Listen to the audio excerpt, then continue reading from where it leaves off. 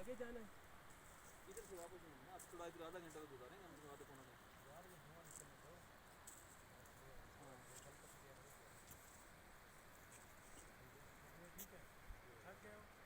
नहा लो। चलो रेस्ट लो। है ना?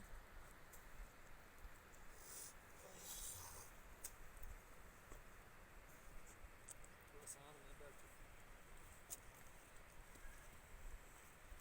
सूप भी आ रहे हैं, वो भी आ रहे हैं। हाँ बस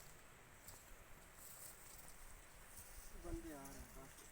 पता नहीं ये कोई मुझे दिखाओ वीडियो बनाओ अपना हाँ चाह पिलवाओ यार इमरान हैं हाँ सबसे पहला काम यही।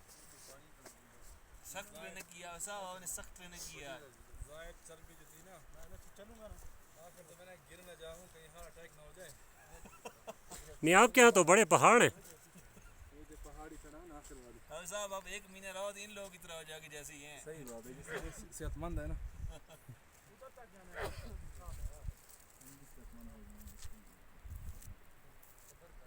हाथ लगा लो हाथ लगाने की जरूरत नहीं पड़ेगी। चलो सब्र करके लगाओ। पिक्चर नहीं ना हम इधर से वापस नदीम आपने हाथ लगाया ऐसे ठीक है नदीम